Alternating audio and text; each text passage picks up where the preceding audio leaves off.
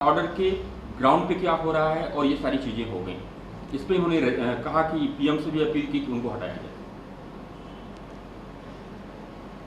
Law and order में जिम्मेवारी उसकी होती है जो सीनियर मोस्ट ऑफिसर वहाँ होता है, और सीनियर मोस्ट ना भी होना, जो मौके को सफ़र कर रहा है उसके हाथ में फैसला होता है कि वो इसको अनलॉफुल असेंबली को कैसे डिस्पर्स करे। वो तो कई बार अपने सीनियर का ऑर्डर की भी नहीं वेट करता। होम मिनिस्टर तो बहुत दूर की बात है। जब अनलॉफुल असेंबली होती है, स्टाफ बिखर जाता है, प्लाटून्स बिखर जाते हैं। वो प्लाटून कमांडर की वेट नहीं करते, करो सर करो। वो उसको प्लाटून कमांडर कहता है, तुम नहीं देख रहे कि आग लगने लगी है, या वो तोड़फोड़ हो रही है, या किसी को चोट लग रही है। तुमको किस लिए दिया ट्रेनिंग? तुमको तुम्हारा कर्तव्य था। That means decision of the law and order जब होती है ऐसे मौके पर, वो जो खुद ऑफिसर्स जो सीनियर्स होते हैं, जो भी सीनियर्स होते हैं, हवलदार भी होते हैं, सब इंस्पेक्टर भी होते हैं, ये उनकी ड्यूटी होती है और किसी की नहीं। कोई होम मिनिस्टर का आने का बात ही नहीं।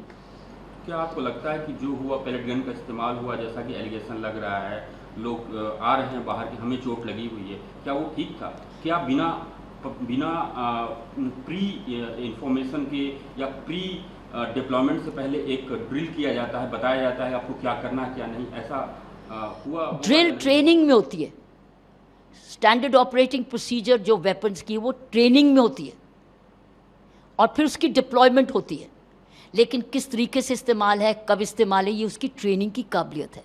और वो सिचुएशन की बात है कि सिचुएशन कहाँ से है। जैसे मान लो टेररिस्ट इफेक्ट स्टेट्स में ये यूज़ हुई, इसके लिए स्टैंडर्ड ऑपरेटिंग प्रोसीजर है, क्योंकि आप उस वक्त टेररिज्म को यूज़ करें, टेरर को यूज़ करें। उस वक्त आपके पास life and property at stake है, और आप टेररिस्ट को है जो कि देश के खिलाफ आपका हमला कर रहा है। अब आई बात इंटरनल सिक्योरिटी की, ये भी उस वक्त इस्तेमाल की जा सकती है। ये तो फैसला ऑफिसर जिसके हाथ में ये है, आप और मैं जज करते रहे अलग बात है, लेकिन जो उस वक्त मौके पर है, उसने क्या देखा, उसने क्या महसूस किया, ये उसका निर्णय है। और सीनियर्स उसी से ही पूछेंगे कि तुम किस हालत में तुमने ये यूज़ की। उसकी समझ या ना समझी उसकी जिम्मेवारी है, और सीनियर्स इसीलिए उसको जांचते हैं। इसलिए internal inquiry of the department is very important, क्योंकि ये पहली बार ही नहीं है लॉ एंड ऑर्डर डेमोन्स्ट्रेशन, और लास्ट नहीं है।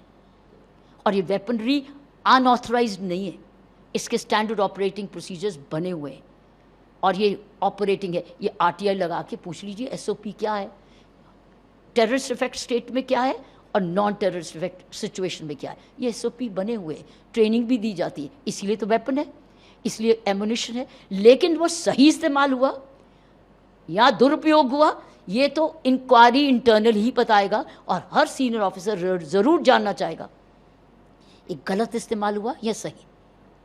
लेकिन इसकी जवाबदेही पार्लियामेंट तक नहीं जाती, ये उसी ऑफिसर की होती है जो कि वहाँ पर मौके पर होता है, जिसने डिप्लॉयमेंट भी की हो और लीड भी कर रहा हो। लेकिन प्रोटेस्ट पे स्टूडेंट बैठे हुए थे, पैलेट गन क्या देना सही था? प्रॉब्लम यहाँ आती है कि स्टूडेंट प्रोटेस्ट सीधा आर्म्ड फोर्सेस के साथ टकराव में क्यों आए। प्रॉब्लम यहाँ है, ये हमारे सिस्टम की कमी है। ये हमारा कॉलोनियल सिस्टम है, ब्रिटिश सिस्टम का। हर लॉ एंड ऑर्डर लाठी चार्ज, अब आर्म्ड फोर्स लाओ, ये गलत है। इसको इस्तेमाल करना, इसका हमको दुरुपयोग हो रहा है। ये मिसप्लेस्ड पॉलिसी है। हमको ये कॉलोनियल ब्रिटिश सिस्टम से निकलना होगा। स्टूडेंट प्रोटेस्ट का पहला जो लाइन ऑफ डिफेंस है वो है civil police, which is civil defence. हम क्यों नहीं सिविल डिफेंस को यूज़ कर रहे? और सिविल डिफेंस तो युवा है, ट्रेंड है, पेड है, हर स्टेट में है। तो पहली लाइन ऑफ सिविल डिफेंस में युवा मेन एंड वुमेन होंगे, और उनके पास कोई लाठी नहीं होगी। अगर अनलॉफुल असेंबली हो गई डिक्लेयर, तो पहला आपका इनकाउंटर सिविल डिफेंस से होगा कि आप उनको मारेंगे उनसे, और उनके पास लाठी तो है ही नहीं, तो लाठी चार्ज कैसे होगा? तो आप, इसका मतलब रुकावट है। अगर आप बैरिकेड को ब्रेक करते हो तो second line of defence women police कर दीजिए। तो क्या आप वुमेन पुलिस को अटैक करोगे? कैमरास आपको वॉच कर रहा है, उनके पास भी लाठियां नहीं है, लेकिन हेड गियर है, आर्मर है, हेड गियर भी है, आर्मर भी है, ताकि पथराव से बचे, पीटे नहीं, चोट ना लगे। सो वो सिविल डिफेंस पर भी आर्मर, हेलमेट भी हो, बॉडी आर्मर भी हो, नो लाठी, इधर भी ये भी हो और बैरिकेड भी हो और बॉडी आर्मर भी हो, ट्रेन भी हो।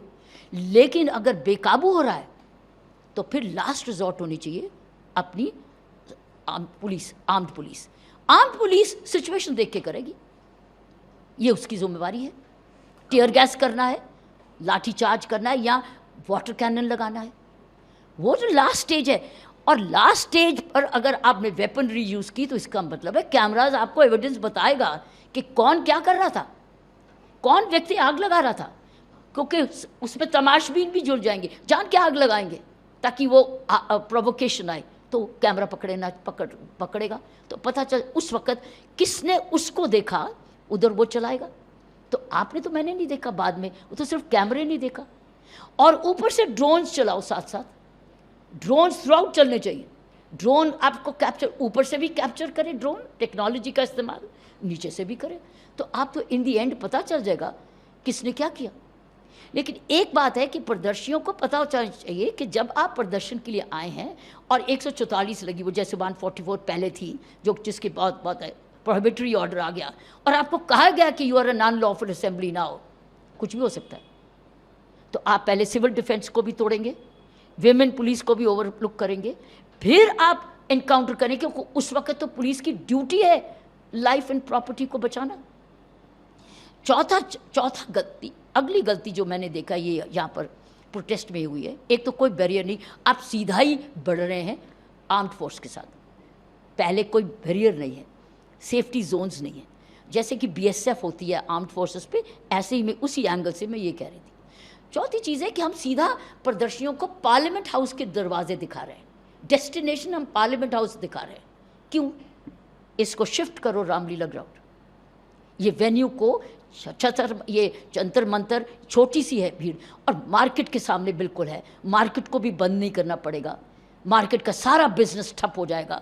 और उसमें रैंडसैकिंग भी हुई, उसमें आपने देखा वो भी आई, तो इसलिए लोगों ने दुकानें बंद की, क्योंकि लूटपाट शुरू हो गई दुकानों से। आइडेंटिफाई किया कि लगभग 2800 से ज़्यादा मिसक्रिएंट्स थे। तो अब तो टेक्नोलॉजी इस्तेमाल करती, पहले तो नहीं होता था, पहले तो पहचाने कैसे जाते थे, अब तो हर एक वही पहचाना जाएगा, हर एक के कैमरा में उसकी आ रही है, और किसी के पास पुराना रिकॉर्ड जो भी होगा वो आ जाएगा। तो क्या पुलिस वाला रिकॉर्ड वो लेके घर चली जाएगी? क्या कोर्ट को बताएगी नहीं कि ये आदमी मर्डर में ज़मानत पर था, रेप पर था, पहले की शर्तों में था? कोर्ट की जिम्मेवारी बनती है अब उसकी बेल पर दोबारा राय रखे। क्या इसकी बेल कैंसिल नहीं होनी चाहिए? क्या इसको बेल अशांति करने के लिए, ऐसे क्राइम करने के लिए दिया? और श्योरिटीज़ भी हैं, उसकी श्योरिटी भी जब्त कर सकते हैं। तो अगर हम कानून को सही इस्तेमाल ऐसे करें, वेन्यू को भी शिफ्ट करें, सिविल डिफेंस को भी लाएं, ड्रोन्स की टेक्नोलॉजी भी यूज़ करें, विमेन पुलिस की भी लाइन लगाएं, राइट, और कैमरा का तो यूज़ करें। और अगर किसी का पुराना क्रिमिनल रिकॉर्ड आता है तो कचहरी में अर्जी लगाएं, प्रोसिक्यूटर शुड से ये आदमी कैमरा का ये एविडेंस है, इसका ये रिकॉर्ड है, इसने बेल का दुरुपयोग किया।